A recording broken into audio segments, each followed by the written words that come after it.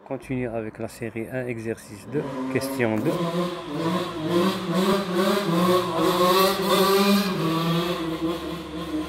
Donc, désolé pour le bruit.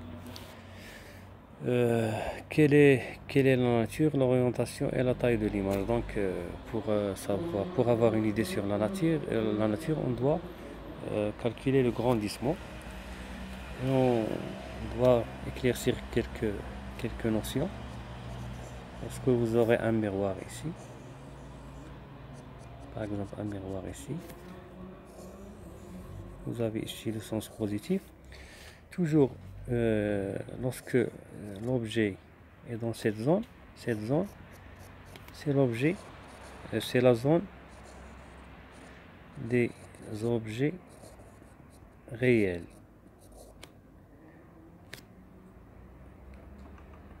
Et c'est la zone des images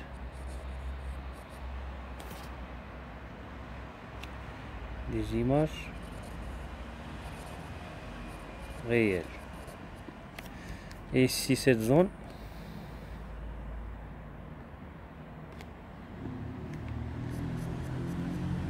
c'est la zone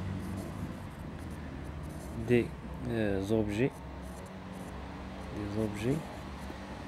virtuels. Et c'est la zone des images virtuelles. Donc si vous trouvez ici dans cette zone un objet, ou bien on vous donne un objet dans cette partie devant le miroir, donc c'est un objet réel. Et lors de calcul, lorsque vous trouvez l'image dans cette zone, c'est la zone, donc c'est une image réelle.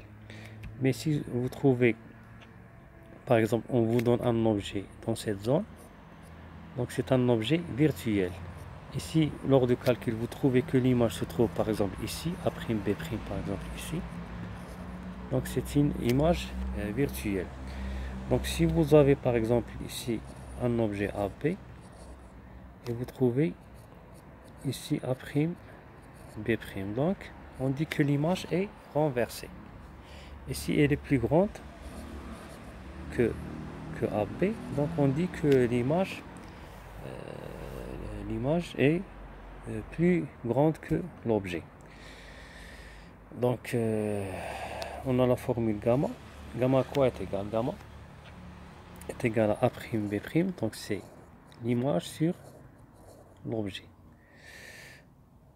qui est égal à moins SA' sur SA. Donc vous devez connaître cette formule par cœur. Donc le grandissement, ça c'est le grandissement.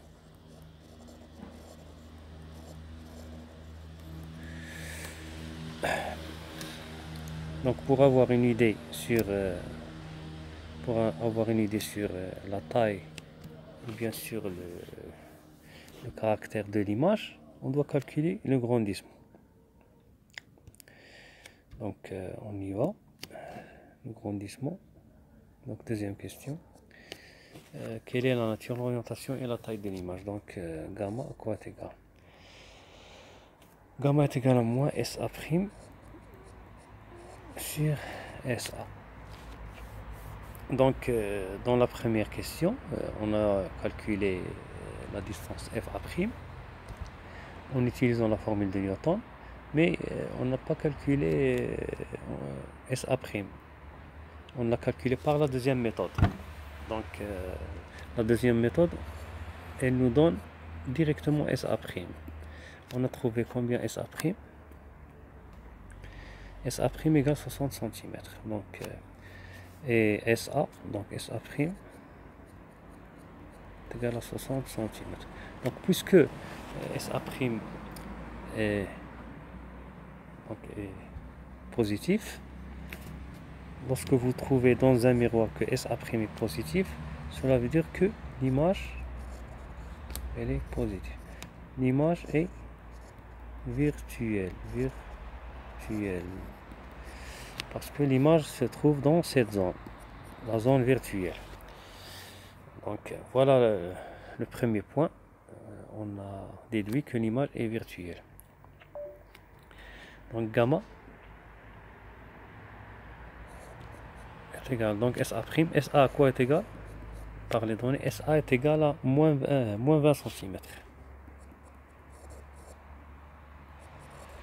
Donc gamma à quoi est égal? Gamma est égal à moins SA' sur SA. Donc SA' c'est moins SA' c'est moins 60.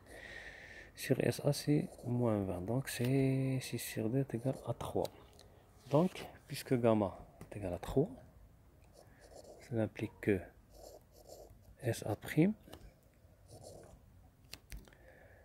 donc on a dit moins SA' sur SA. Donc SA' est égal à moins 3 SA. Parce qu'on a moins SA' sur SA est égal à 3.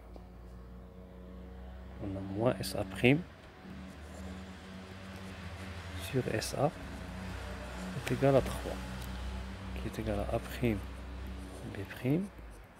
sur AB.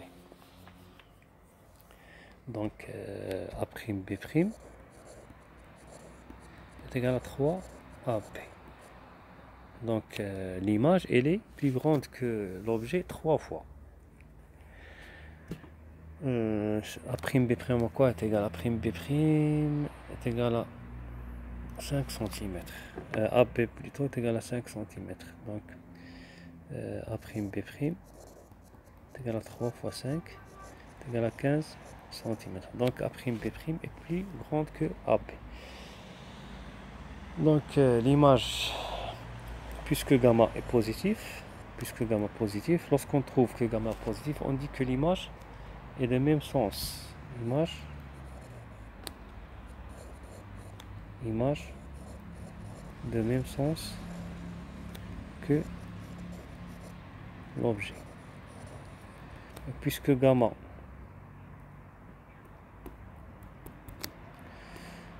est égal à 3 supérieur à 1, cela implique que l'image est plus grande que l'objet. Donc on peut l'expliquer autrement. On a A', B' sur AB, elle est supérieure à 1. Cela implique que A', B' supérieur à AB. Donc l'image elle est plus grande que l'objet. Et puisque SA' est positif, puisque